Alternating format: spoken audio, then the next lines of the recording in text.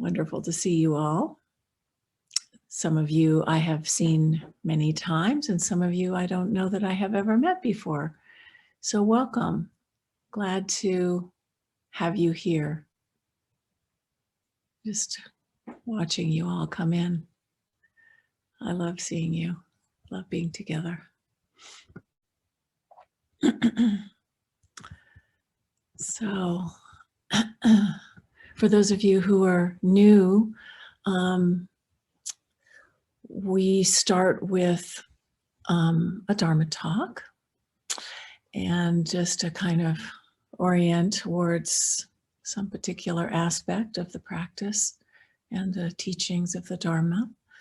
And then we go into our actual practice, which involves about a 20-minute sitting meditation in silence and about a 10-minute walking meditation, also in silence, and another round of sitting meditation. And we start and end those practice periods with bells and with the opening and closing verses, which we recite together. And then afterwards, we open the circle for sharing of whatever is coming up for you in your practice, your experience, as a way of really recognizing that each of us has Buddha nature, each of us has wisdom to offer. And that wisdom, that our experience takes so many different forms, so many facets. And we can learn a lot from each other. So I love that part of our exchange when we can really listen to each other and hear each other and offer our support to each other, because that too is such an important part of the practice, to support each other on the path.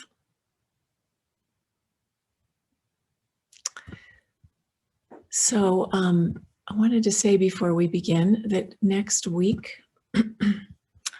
or not next week, but in our next session, which is 2 weeks from now, I will actually be on a vacation, which I haven't had in a very long time. So thank you. I have asked our dear Liza Jane, who is here, to give a talk. And I'm very happy about that, yes. And we're still kind of working out the details about the Zoom and the hosting and all of that, the leading of the practice, but I'm sure it will be coming together in the next very short while. And no worries, it'll be the same link and the same, hopefully, group. And I'm just delighted that it can go on, even though I won't actually be present. It'll be very nice for me to go away and know that you're all meeting. So that's happening. And anyway, so for now, let's enter the sacred space that we have given ourselves to be here, and to acknowledge that in being here, we are entering a precious time out from our everyday lives to cultivate awareness, mindfulness, and practice to awaken, not just for ourselves, but for the benefit of all beings, all life. And this is the great opportunity that we have every time we come together with our intention to cultivate the practice. So I know we're all in our own spaces, in our own little cubbies and corners of the universe. And And we often have distractions coming and going. But for this time, it's as if we were together. It's as if we are letting all of that go as we walk in the door, taking our seats and bringing ourselves into full presence and really honoring the opportunity that we have when we come together. This is very precious. In the Dharma, they say it's the most precious thing,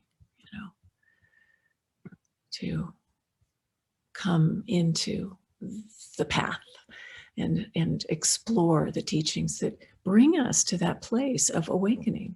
What better use of our time is there?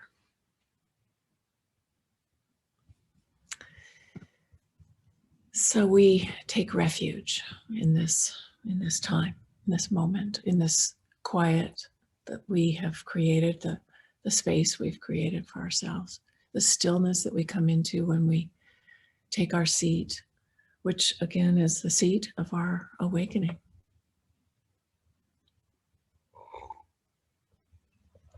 That awakening happens little by little, moment by moment. As my teacher, Gyaltsen Rinpoche, would say, don't make a big deal, just do it.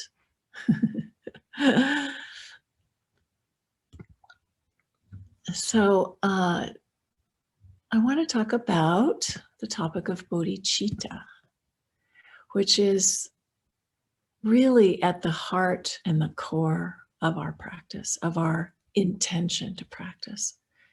And that is to open our hearts to all beings, to get out of our own way and to open to something so much larger than ourselves. And to feel the love that is our innate nature and our impulse to want to be of service, be of benefit to others.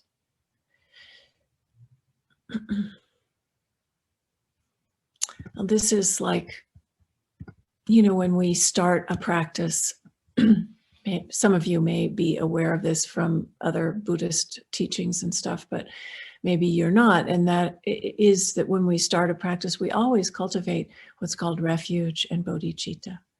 We take refuge in something so much larger than ourselves, the teacher, the teachings, and the community.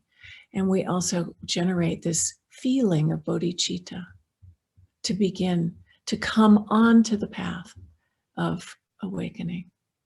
There's no hope for us if we are not connected to our compassion. No hope of enlightenment or awakening, in other words. So I was contemplating the other day, if we want to be of benefit, hopefully we all can recognize that the world is out of balance and is requiring us to do what we can to restore that balance and bring harmony to the world. And so if we want to do that, our motivation is supremely important. So we ask ourselves, what is our motivation? What is it really? Like, are we really aware of where we're coming from as we go through our lives, as we do what we do? Are we aware of our identification and attachment to our sense of self, which is how most of us go through our lives, completely wrapped up in ourselves. And we're not even aware of it. But as we meditate, as we take our seat on the cushion and open to something so much larger than ourselves, we realize the selfless nature of all that is. And that is really the main point of our practice. to transform this incredible attachment to a sense of self and to wake up to that selfless nature of all that is. And our caring, our deep caring. I was out on a walk today, and it's funny because every single time I sneeze, whether I'm out walking or in the house or wherever I am, my dog will come to me and check on me and see if I'm okay. No matter what's going on, she'll come. And so we were out on the trail, and there's kind of juniper pollen now, and I sneezed, and I looked around, and she was trotting over with this incredible look on her face to see if I was okay. And I thought, well, Jala has bodhicitta. She cares about me. And Hugh said, well, she definitely cares about you. Whether she cares about all beings, that's another story. But it's just an example, and it's kind of a good idea maybe to look around and see where we can find that bodhicitta. I love the animal videos that you can see on YouTube and stuff, where the animals like care for each other and do these amazing things. They run into the arms of the humans and all species, and they do these amazing things. I just love that so much because it's such a reminder of that caring, that innate caring. And maybe some of the old lamas in another era would have said that animals don't have bodhicitta, but I don't believe that. So maybe we're all in that together. So I wanted to read, this is a beautiful book if you don't know it, World is Lover, World is Self by Joanna Macy. And she quotes Scott Momaday, who's a Native American writer. I am a feather on the bright sky. I am the blue horse that runs on the plain. I am the fish that rolls shining in the water. I am the shadow that follows a child. I am the hunger of a young wolf. I am the whole dream of things. You see, I am alive. I am alive.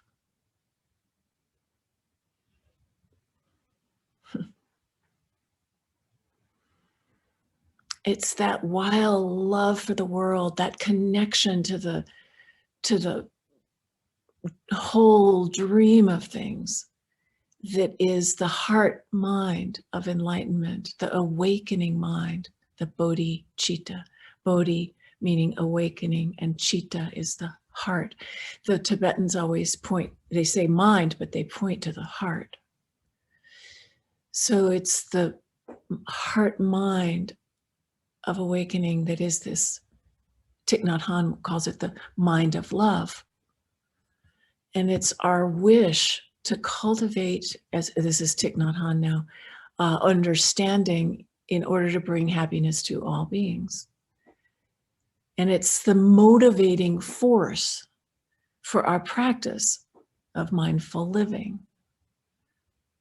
And with bodhicitta as the foundation of our thinking, says Thich Nhat Hanh, everything we do or say will help to liberate others from suffering.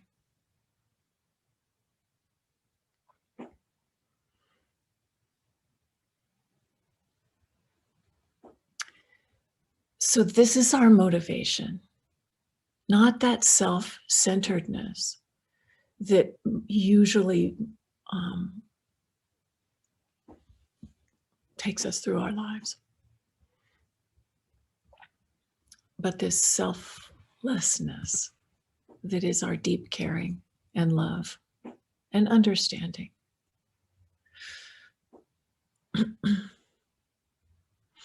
I have another wonderful teacher named Ken MacLeod, who I have probably referred to before. And he will translate bodhicitta as the intention to live awake. awake to our true nature and present, like Thich Nhat Hanh would say, in the moment, to everything that arises in our experience. So it's this awakening to all of it, to the union of compassion and emptiness. And when we talk about emptiness, which is always referred to in Buddhism, what we really mean is being empty of a separate self, being empty of this attachment and this identification with self. So to watch, how often do we reference I, me, mine? And how we can practice to train to release that attachment and open, as Ken would say, to the mystery of being. That sense of separation, when it falls away and we are just connected to all life, to the dream, to the opening, to the trees and the shadow of the child and the coyotes howl, and to, as we practice in the earth treasure vase meditation, to the suffering of the world. So opening to that becomes our part of our practice, because we love and care so much.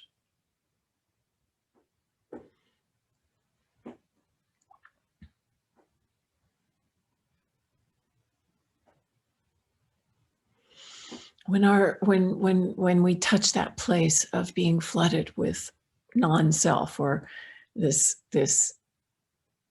vast connectedness, let's say, we're suddenly no longer motivated by self-interest at all. And the natural manifestation of that awareness is compassion, is caring. And it's a very natural thing. There's no effort there. It's like my dog, she just, she's just wagging her tail, caring.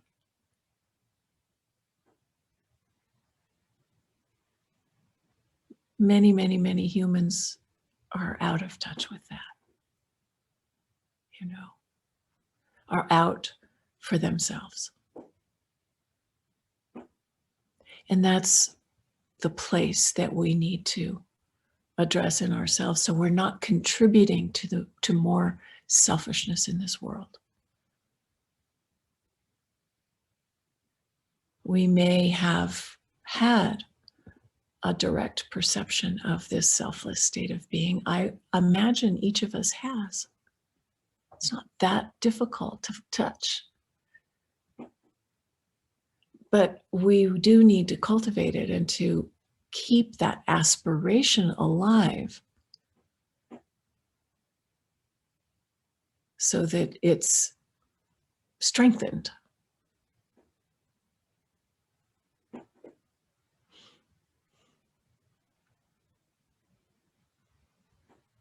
And we do that because we know that actually it's our self-clinging, our attachment to a sense of self, that's the number one source of suffering, right?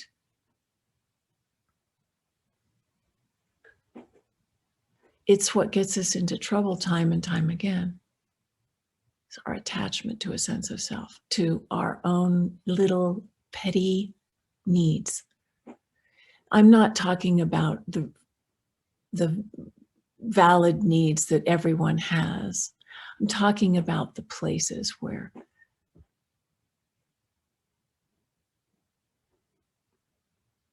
we lose touch with the bigger picture.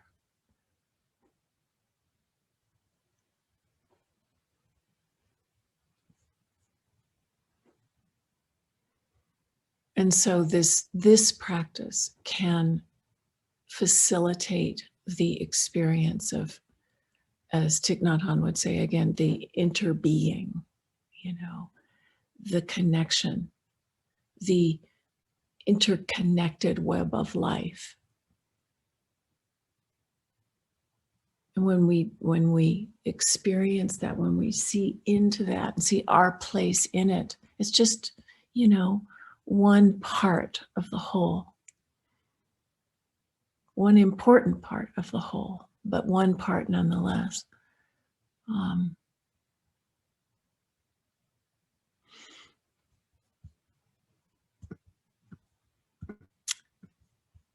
We see how important it is to care for each other.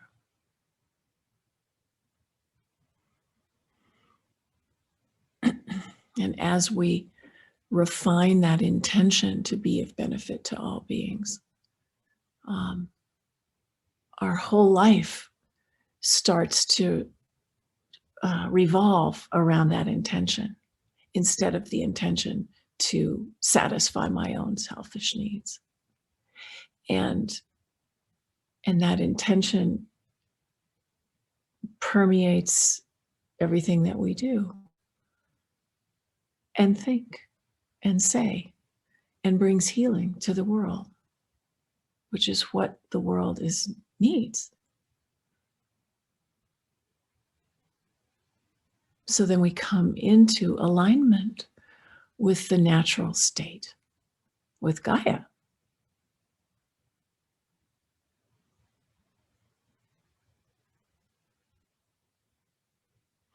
So to keep that aspiration alive, we train in different ways. We can vow, to be a bodhisattva, to awaken for the benefit of all beings, to help, to be of service, to be of benefit in everything that we do. And remember that, pray, remember, intend that where this bodhicitta is found, may it never decline, as they say in the teachings. May it increase more and more. Because this is the great gift that keeps enhancing life, keeps the flowers growing, keeps the tail wagging, brings healing. And without it, we have no chance for what we call enlightenment. This is the basis of it, is, another practice is to work on equalizing and exchanging self and other. So we notice this habit of identifying with ourselves and attachment to our own selfish needs. But we practice in such a way to exchange my happiness for others' suffering. Putting myself in your shoes or their shoes.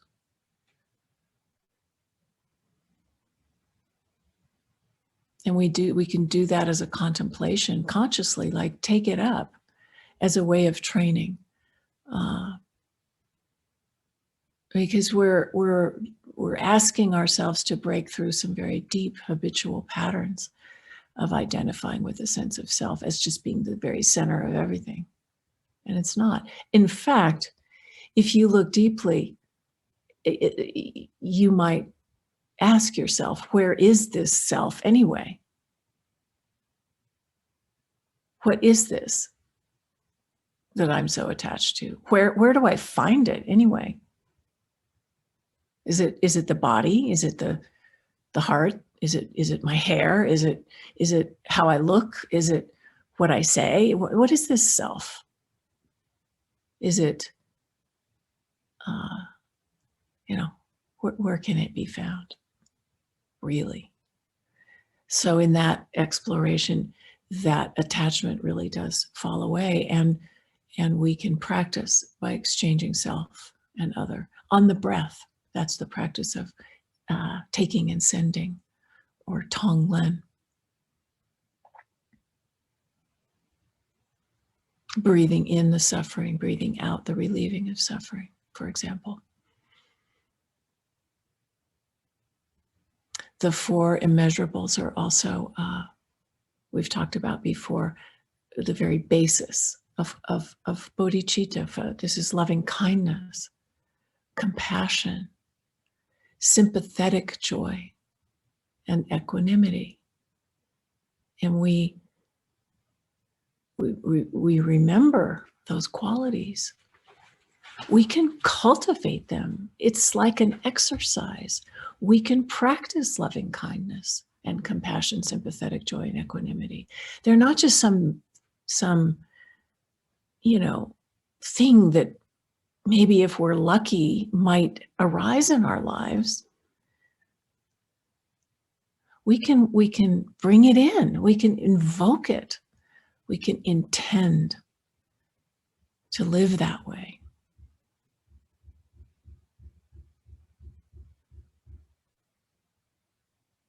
So in the deepest sense, the practice that we're engaged in, even though on one level it's just very simple, it's just, coming into the present moment and breathing and smiling and relaxing and opening to that place of calm, abiding mindfulness. But in the deepest sense, it's really turning around our entire orientation from self to other, and arousing our great love for the world from an understanding, as Thich Nhat Hanh would say, of non-separation, interbeing.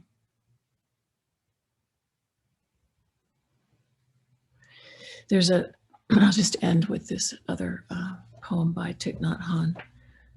It's such a powerful poem, and you've probably heard it before. It's called "Please Call Me by My True Names." And I read it because of the bodhicitta that is inherent in these words. Don't say that I will depart tomorrow. Even today I am still arriving. Look deeply.